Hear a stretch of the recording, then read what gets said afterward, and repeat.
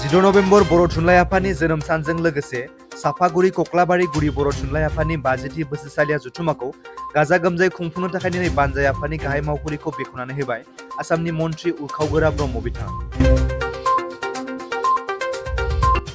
सानसेनि हाबाफारिजों सिमला दावगाफु आफाद गेलेग्रा फोथाराव गाजा गोमजायै खुंफुंनो 16 नभेम्बर बर' थुनलाइ आफादनि जोनोम सान लोगोसे साफागुरि कक्लाबारि गुदि बर' थुनलाइ आफादनि 50थि बोसोरसालिया जथुम्माखौ खुंफुंगोन। दिनैनि बानजाय आफादनि मावख'गिरि बेखेवनाय हाबाफारियाव बाहागो लाबावदों 22 नं कक्लाबारि बियाबनि MCLA मन्टु बर', लोगोसे सालबारि जिल्ला बर' थुनलाइ आफादनि नेहाथारि बिक्रम बसुमतारी, साफागुरि कक्लाबारि गुदि बर' थुनलाइ आफादनि आफादगिरि चन्द्रकान्त बसुमतारी, गाहाय नेहाथारि बिजु बसुमतारी बिथांमोना।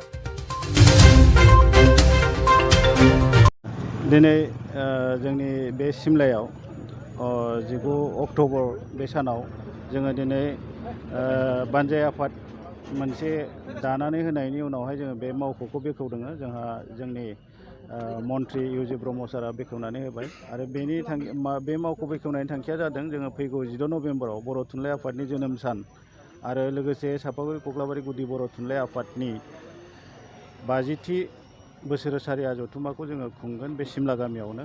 सिमला श्री श्री बुरा गहाय संघ बे आफादा बे खुंना होनायनि बिबानखौ लादों आरो दिनै बिथांमोननि बानजाय आफादा जों दानानै होनाय बानजाय आफादा दिनै बे मावख'खौ लादों आरो बे मावख'निफ्रायनो बिथांमोना फैगौ 16 नभेम्बर बर' थुनलाइ आफादनि जोनोम सान फालिथाय बे फालिथायजों लोगोसे जोंनि साफागुरि कक्लाबारि गुदि बर' थुनलाइ आफादनि बोसोरसालिया जथुम्माखौ बिथांमोना सिरिबाङै खुंनायनि मोनसे थांखि लादों आरो बे हिसाबैनो दिनै बे मावख'खौ बेखेवनाय जाबाय। गोजोन्थों। जों हाबाफारि लागोन, बेयो जोंनि आफाद सिफायनाय बा आफाद सोलायनायनि बेयो जथुम्मा नङा।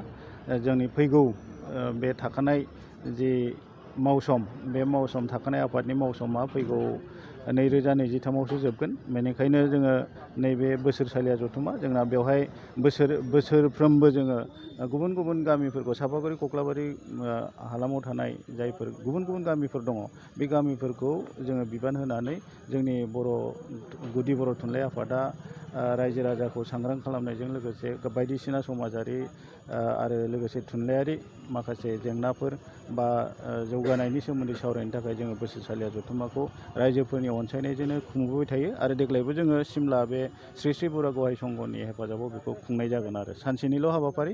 बे हाबाफारियाव जों फिरफिला दैखांगोन जोंनि गुदि बर' थुनलाइ आफादनि आरो लोगोसे मुंख्लं आरो रुंसारिफोरनो जोङो बिबार बावगोन।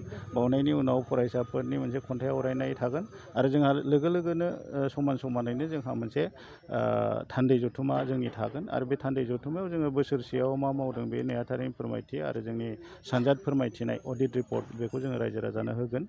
जोंनि मा मावबोनाय जाहैदों बेफोरनि सोमोन्दै आरो बेनि उनावहाय जोङो गेवलां मेल जोङो खुंगोन 2 रिंगानिफ्राय। बिदि सानसेनि हाबाफारिजों जोङो बे हाबाफारिजोंनो जों जोबगोन। मोनायाव हारिमु मोनाबिलि जागोन।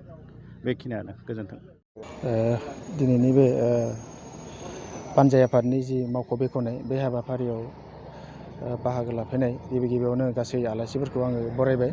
लोगोसेनो फैबाय थानाय जि 16 नभेम्बर, बे 16 नभेम्बरा श्री श्री बुरा गहाय संघ गामि आफादनि सिङावनो सिमला दावगाफु आफादनि गेलेग्रा फोथाराव सानसेनि हाबाफारिजों खोब गाजा गोमजायै जालांगोन। बेनिखायनो बे हाबाफारियाव जोङो हानायमानि जों बानजाय आफादनिफ्राय साबना हामना खालामनो थाखाय जों नाजागोन। माबायदि जागोन प्रग्रामा? फुंनिफ्रायनो जागायनानै जोंहा बायदिसिना जोंहा गुदि बर' थुनलाइ आफादनि डेलिगेट मोनसे थागोन। दा बिदिनो जोंहा फरायसुलिफोरनि थुनलाइयारि बादायलायनाय, बिदिनो बायदिसिना जोंहा मोसानाय मुसुरनाय, हारिमुखौ दिन्थिफुंनाय, बेबायदि माखासे हाबाफारिबो थागोन। बेबायदिनो थागोन आरो नोंथांमोना बानजाय आफाद। जों दिनै बानजाय आफादनि जानानै जोङो फैगौ 16 नभेम्बरखौ गोख्रों बा गाजा गोमजायै खुंफुंनो थाखाय जोङो रेडि जागासिनो दङ आरो जों आसा खालामो बयनिबो अननायाव, रायजो राजानि जों अननायाव, बयनिबो अनसायनायाव जों बेखौ बयनिख्रुइबो साबना हामना खालामनो हागोन, बेखौ जोङो सानबाय थादों आरो।